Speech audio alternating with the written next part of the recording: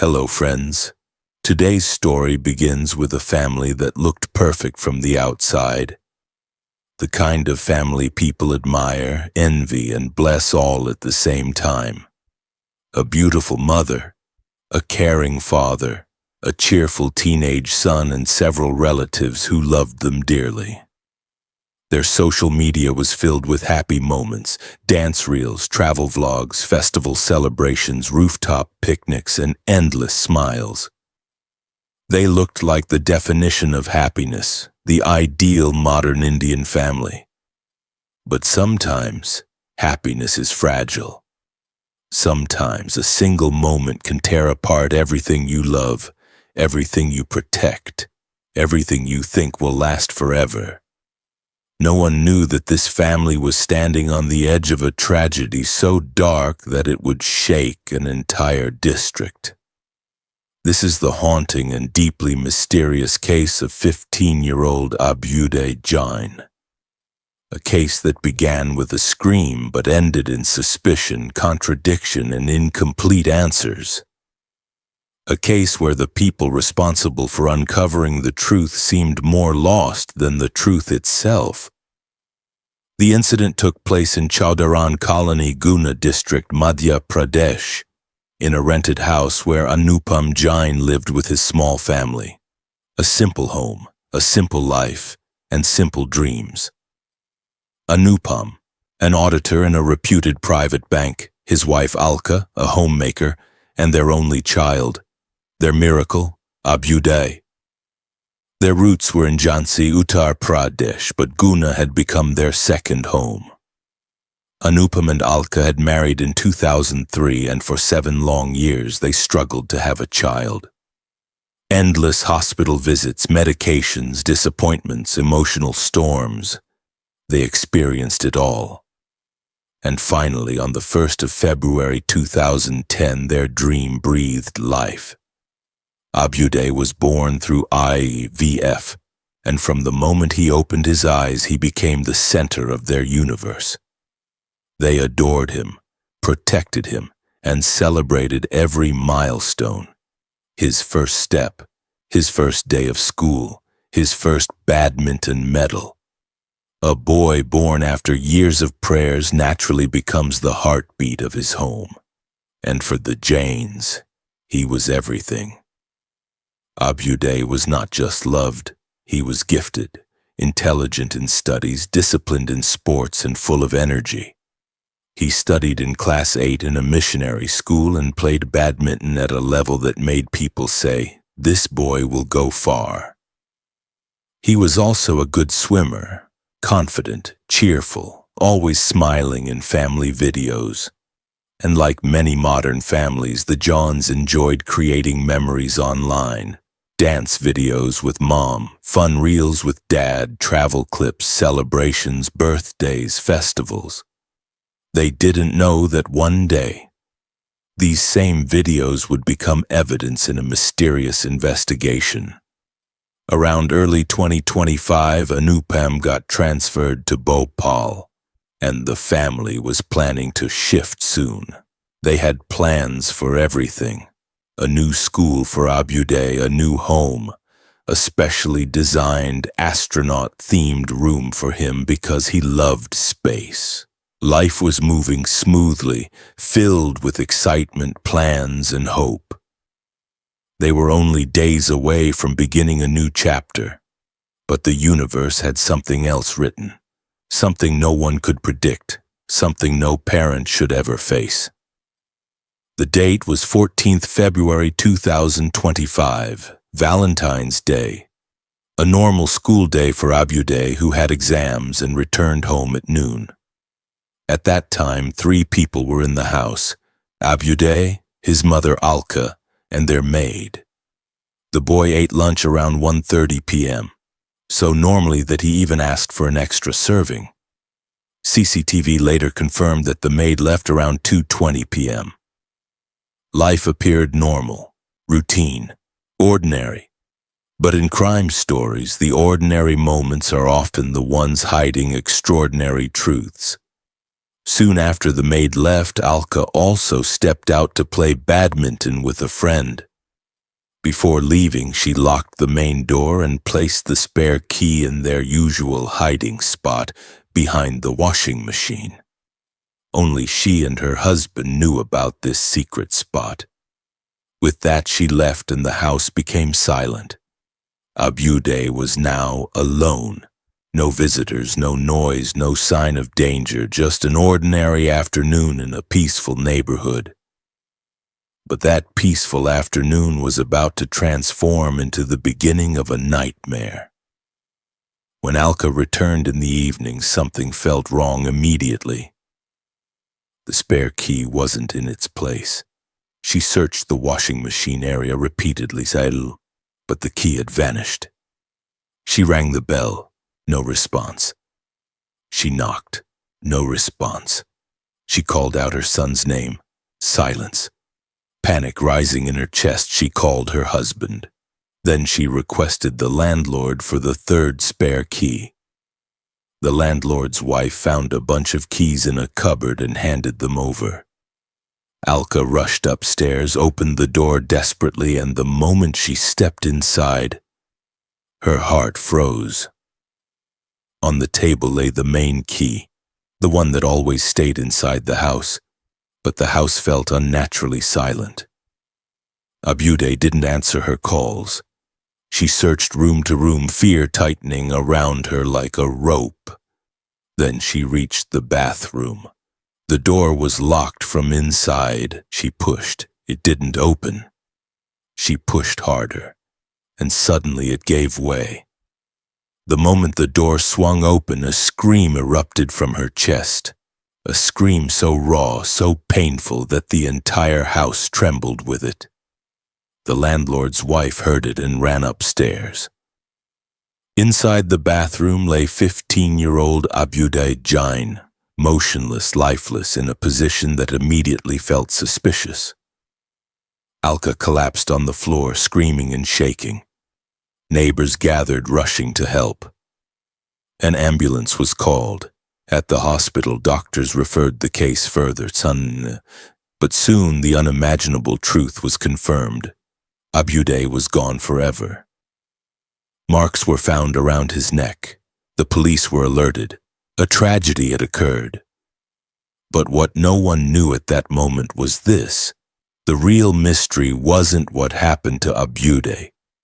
The real mystery was about to begin now, with the investigation itself. Imagine a mother standing in a hospital corridor, staring at the doctors who are whispering instead of speaking, avoiding her eyes instead of comforting her. That was Alka in those unbearable minutes when she heard the final words no parent should ever hear. "We're sorry. He didn't survive." But even before the shock settled, the authorities had already begun forming their own theories. Theories that were based more on assumptions than facts. Instead of asking how a perfectly healthy 15-year-old boy died inside a locked bathroom, they quietly shifted toward another angle, one that felt premature, insensitive, and disturbingly convenient: suicide. From the beginning, the police investigation seemed oddly inconsistent. They collected some evidence, ignored others, made statements without proper analysis, and jumped to conclusions that raised more questions than answers. For a case that should have been handled with meticulous seriousness, every step felt rushed and careless. Even the district officials admitted later that many details were not properly considered. The family, already crushed with grief, found no clarity, only confusion. Forensic experts analyzed the body, but no solid explanation emerged. The story of how Abhyuday truly died remained locked inside the walls of that bathroom, and the police didn't appear eager to unlock it.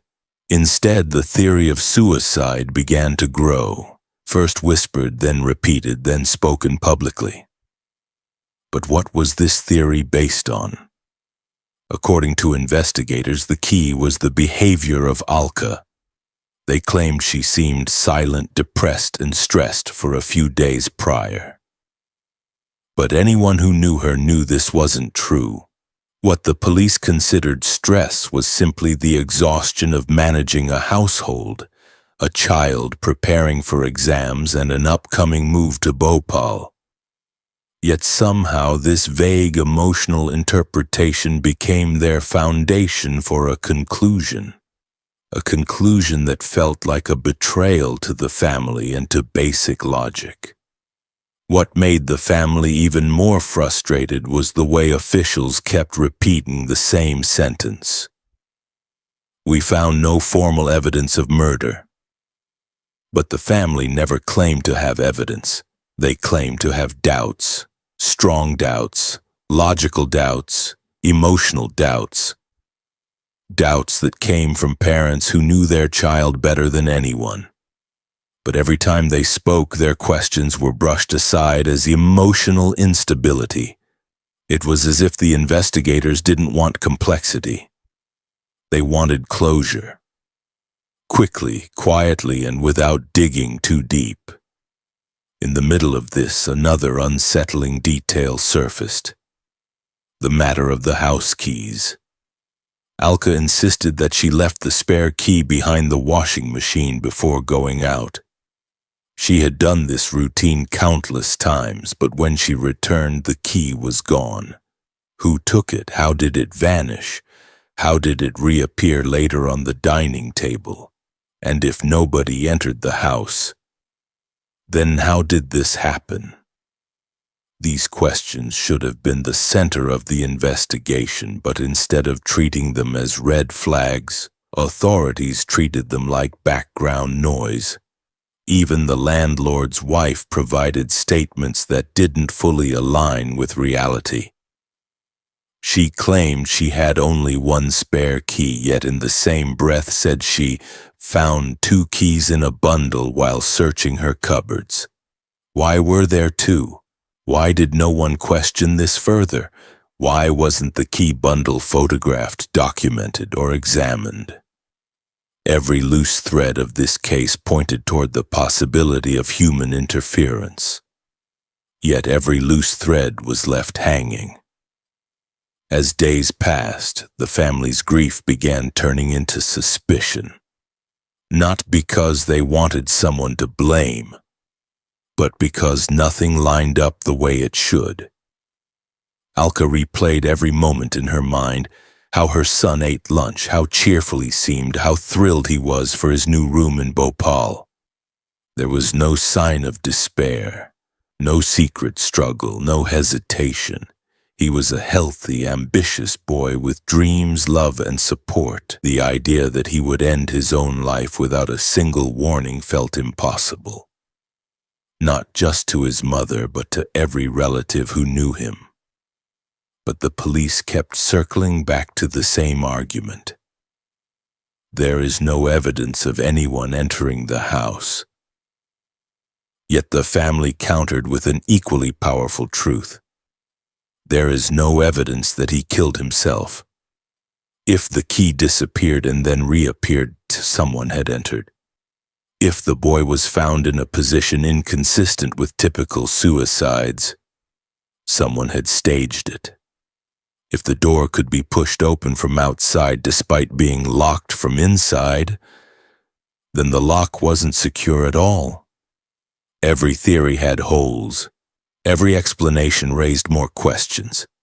The inconsistencies piled up like pieces of a puzzle no one wanted to solve.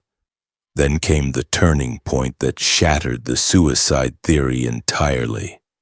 The forensic report. It stated clearly that there were struggle marks on the neck. Marks that did not align with self-harm. These were external injuries, pressure marks, signs of force, signs that someone had gripped him, signs that someone else was present in that bathroom. And if someone else was present, then this wasn't suicide. It was homicide. CBI officials, when asked informally, even admitted that no clear evidence of suicide existed.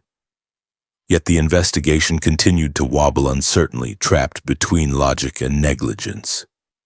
Before the family could process this shocking revelation, a second twist emerged, one that made the entire case even more chilling.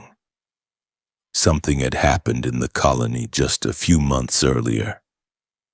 Something involving another boy. Something that hinted toward a possible pattern. And for the first time, investigators realized that maybe, just maybe, Abhyuday wasn't the only one. His death might not have been an isolated tragedy, it might have been part of something much darker. A second mystery was about to open, one that would pull everyone into a deeper maze. The days that followed Abhyuday's death were filled with tension, fear, and an unshakable sense that something was being hidden. Neighbors whispered behind closed doors.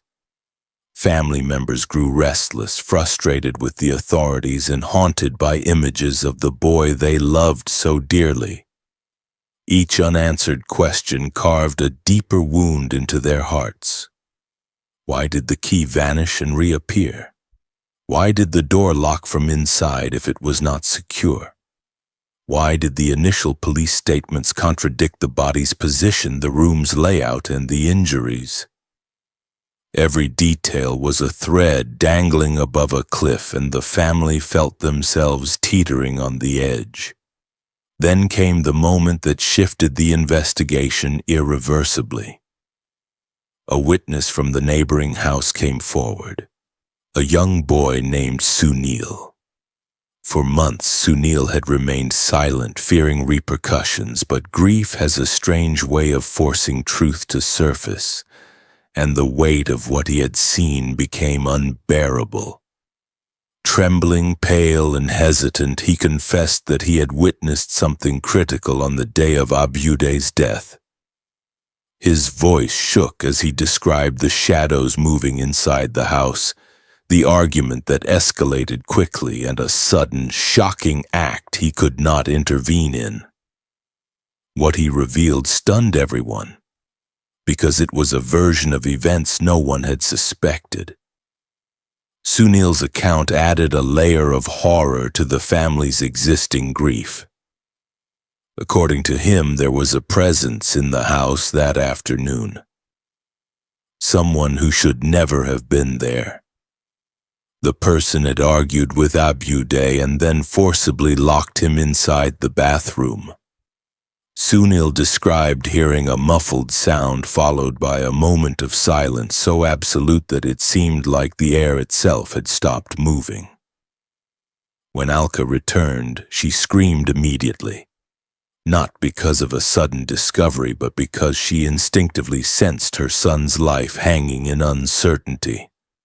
Every step, every sound, every action from that day suddenly made horrifying sense.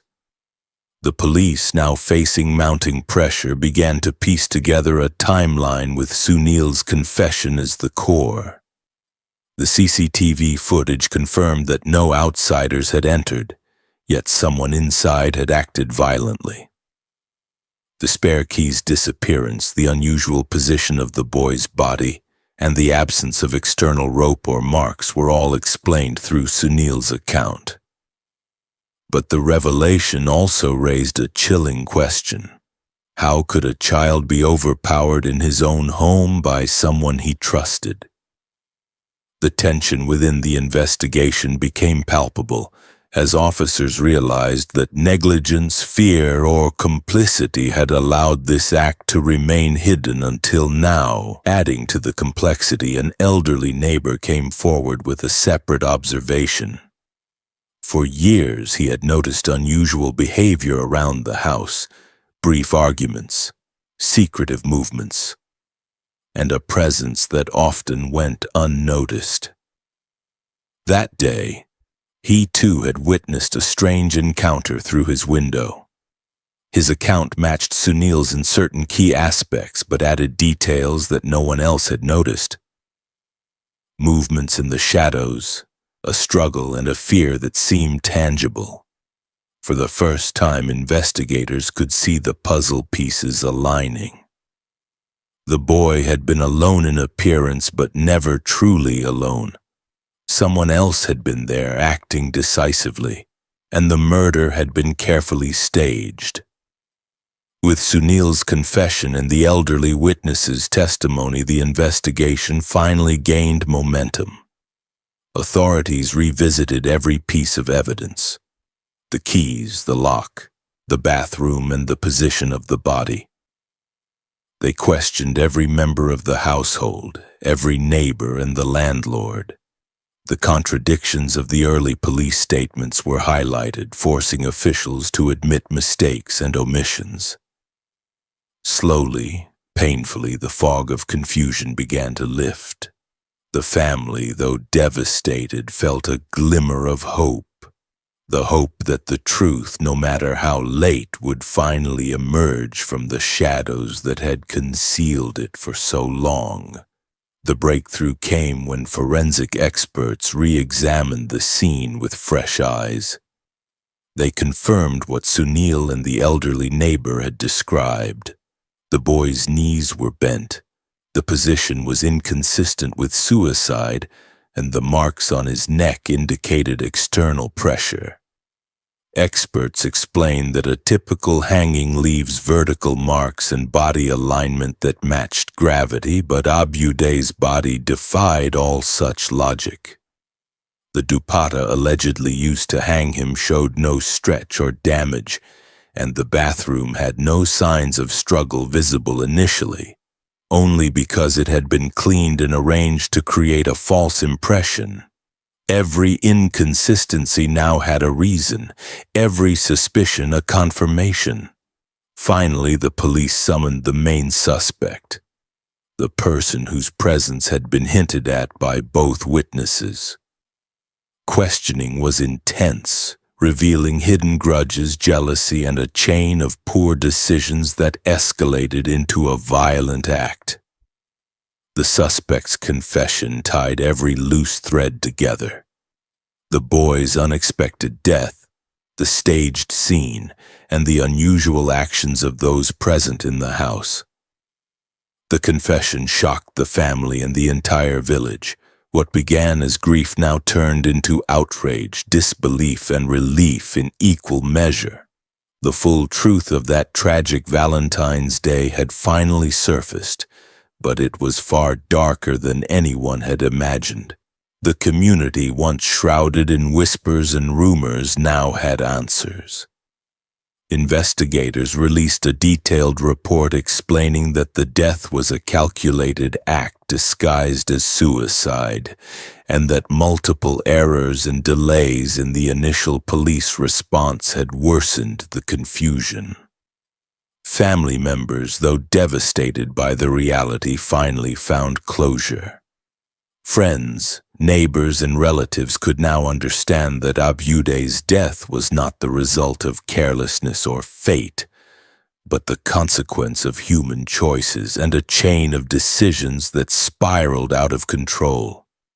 Yet even in closure, the haunting question of trust remained. The case of Abhyuday Jain revealed more than just a murder. It exposed how easily truth can be hidden, how fear can silence witnesses, and how mistakes can multiply tragedy. The family eventually accepted the final report, but one question lingered, echoing in the hearts of everyone who had followed the story. If you saw a life in danger and were afraid of speaking out, would you stay silent or risk everything to tell the truth? This question now rests with you, the viewer, challenging your conscience and inviting reflection, debate, and discussion long after the story ends.